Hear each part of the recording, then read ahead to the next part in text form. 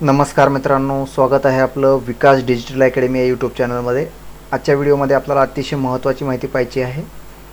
आपले जे बँक खाते आहे या बँक खात्याशी आधार कार्ड कशा पद्धतीने लिंक करायचे आहे, तसेच जर आपलं बँक खात्याशी दुसऱ्या एखाद्या बँकेशी लिंक आधार दुसऱ्या बँकेशी कशा पद्धतीने लिंक करायचं आहे, म्हणजेच SBIशी लिंक असलेलं आधार कार्ड पोस्ट पेमेंट बँकेशी कसं लिंक करायचं आहे किंवा पोस्ट पेमेंट बँकेशी लिंक असलेलं आधार SBIशी कशा पद्धतीनं लिंक करायचा आहे। त्याचबरोबर आपला जो गव्हर्नमेंट मार्फत लाभ मिळतो DBTचा, तो देखील याच ठिकाणाहून आपल्याला आपल्या ज्या खात्यामध्ये पाहिजे त्या खात्यामध्ये घेता येणार आहे। चला तर मग सुरुवात करूया आजच्या व्हिडिओला। सर्वप्रथम तुम्हाला या ठिकाणी NPCI सर्च करायचं आहे। त्यानंतर पहिला पर्याय या ठिकाणी निवडायचा आपल्याला, national payment corporation of India home page या ठिकाणी ओपन झालेला आहे। या होम पेजवरती आल्यानंतर आपल्याला कंझ्युमर सेक्शनमध्ये जायचं आहे। कंझ्युमर सेक्शनमध्ये सगळ्यात शेवटी पहा भारत आधार सीडिंग इनेबलर आहे, याच्यावरती क्लिक करायचं आहे। या ठिकाणी पहा welcome to Bharat Aadhaar seeding enabler हे पेज ओपन झालेलं आहे। या ठिकाणी आपल्याला सीडिंगसाठी आधार सीडिंग / डिसीडिंग हा पर्याय निवडायचा आहे। अकाउंट डिटेल्स, आधार मॅप स्टेटस पाहण्यासाठी हे आहे। बरेचसे पर्याय आहेत, आपल्याला सीडिंग करायचे आहे त्यामुळे आधार सीडिंगवरती आपण क्लिक करतोय। यानंतर आपला या ठिकाणी आपला आधार क्रमांक टाकायचा आहे। त्याच्यानंतर आधार सीडिंग करायचं आहे तर सीडिंग निवडायचं आहे, किंवा काढून टाकायचं असेल तर डिसीडिंग। आपल्याला सीडिंग करायचं आहे, सीडिंग करतोय। कोणत्या बँकेशी करायची ती बँक निवडायची आहे तुम्हाला।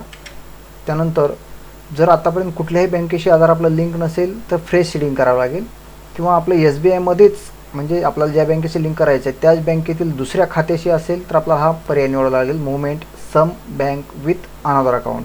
म्हणजे याच बँकेत माझं दुसऱ्या खात्याला लिंक आहे पण या खात्याशी करायचं आहे। किंवा जर आपला आधार दुसऱ्या बँकेशी म्हणजेच इंडिया पोस्ट पेमेंट बँक असेल किंवा बँक ऑफ इंडिया असेल त्या बँकेशी लिंक असेल आणि ते आपल्याला SBIशी करायचं असेल तर आपल्याला काय करावं लागेल, movement from one bank to other bank. आता माझं पण त्याच प्रकारचं आहे म्हणून मी या ठिकाणी काय केलेलं आहे, movement from one bank to another bank. या ठिकाणी आपल्याला SBIमध्ये यायचं आहे त्यामुळे आपण SBIचा खाते क्रमांक टाकायचा आहे।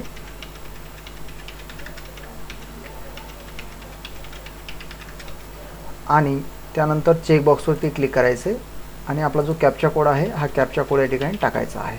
त्यानंतर एकदा खात्री करायची आहे की आपण जे टाकलेलं माहिती आहे ही आपली बरोबर आहे का, आधार क्रमांक बरोबर सीडिंग निवडलेली आहे का, बरोबर बँक निवडलेली आहे का, त्याचबरोबर सीडिंगची टाईप व्यवस्थित घेतलेली आहे का, खाते नंबर बरोबर घेतलेला आहे का, आणि त्याच्यानंतर सबमिटवरती क्लिक करायचं आहे।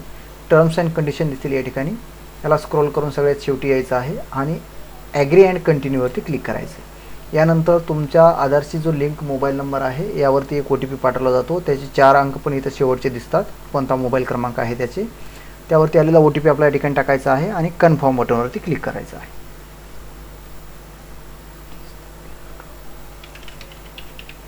आणि कन्फर्म आता पहा या ठिकाणी प्रोसेस सुरू आहे।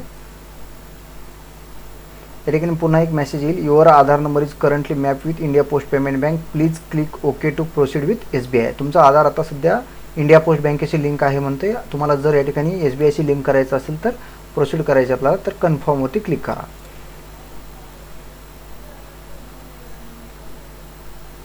या ठिकाणी पहा प्रोसेस सुरू आहे। याप्रमाणे आपलं दुसऱ्या बँकेशी लिंक असलेलं आधार आपल्याला आपल्या दुसऱ्या बँक अकाउंटशी लिंक करता येतं। त्याचबरोबर 1-2 ते 3 दिवसामध्ये ते लिंक होईल। झाल्यानंतर तुम्ही त्याचं स्टेटस या ठिकाणून पाहू शकता, आधार मॅप स्टेटस या ठिकाणून देखील तुम्हाला लिंक झालेलं आहे किंवा नाही याचं स्टेटस पाहता येईल। जर हा व्हिडिओ आवडला असेल तर व्हिडिओला नक्कीच लाईक करा आणि चॅनलला सबस्क्राईब करायला विसरू नका। धन्यवाद।